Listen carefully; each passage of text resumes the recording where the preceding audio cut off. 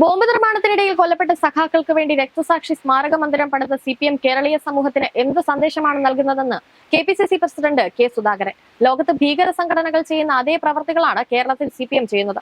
സ്മാരക മന്ദിരം ഉദ്ഘാടനം ചെയ്യുന്നത് CPM സംസ്ഥാന സെക്രട്ടറിയാണ് എന്നത് ഭീകരപ്രവർത്തനങ്ങളെ CPM എന്തുമാത്രം താലോലിക്കുന്നു എന്നതിന് തെളിവാണ്. 2015 പാനൂർ ചെറ്റക്കണ്ടിയിൽ ബോംബ് നിർമ്മാണത്തിനിടയിലുണ്ടായ ഉഗ്രസ്ഫോടനത്തിലാണ് 2 CPM പ്രവർത്തകർ മരിച്ചത്. അന്ന് പാർട്ടി ഇതിനെ തള്ളിപ്പറഞ്ഞെങ്കിലും 2016 മുതൽ ഇരുവരുടെയും രക്തസാക്ഷിത്വ ദിനം ആചരിച്ചിരുന്നു. ഇതിന് പിന്നാലെയാണ് സ്മാരകം നിർമ്മിച്ചത്. ലോക്സഭാ തെരഞ്ഞെടുപ്പിനോടനുബന്ധിച്ച് കഴിഞ്ഞ മാസം പാനൂർ മുളിയാന്തോട് ബോംബ് നിർമ്മാണത്തിനിടയിൽ CPM പ്രവർത്തകർ കൊല്ലപ്പെട്ടിരുന്നു.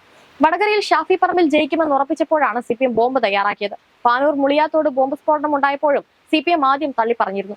എന്നാൽ വൈകാതെ ഇവിടെയും സ്മാരക മന്ദിരം ഉയരുമെന്ന് സുധാകരൻ പറഞ്ഞു. TP ചന്ദ്രശേഖരൻ, ഷുഹൈബ്, ശരത്ലാൽ, കൃപേഷ്, അരിയിൽ ഷുക്കൂർ തുടങ്ങിയ എത്രയോ പേരെയാണ് CPM ബോംബുകൾ ഇല്ലാതാക്കിയത്.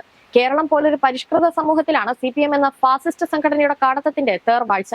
കണ്ണൂരാണ് ഈ കാടത്തത്തിന്റെ പ്രഭവ കേന്ദ്രം. 2-3 ദശാബ്ദമായി പിണറായി വിജയനാണ് ഇതിന് നേതൃത്വം നൽകുന്നത്.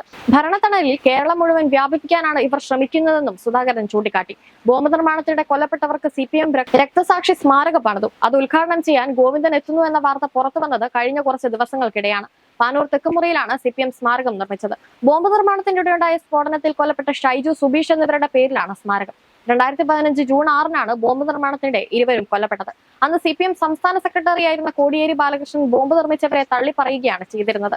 പാർട്ടിക്ക് സംഭവവുമായി ബന്ധമില്ലെന്നും ബോംബ് നിർമ്മിച്ചവർ പാർട്ടി പ്രവർത്തകരല്ലെന്നുമായിരുന്നു കോടിയേരിയുടെ വിശദീകരണം. എന്നാൽ പോസ്റ്റ്മോർട്ടത്തിന് ശേഷം ഷൈജുവിന്റെയും സുബീഷിന്റെയും മൃതദേഹം ഏറ്റുവാങ്ങിയത് CPM കണ്ണൂർ ജില്ലാ സെക്രട്ടറിയായിരുന്ന P ജയരാജനായിരുന്നു.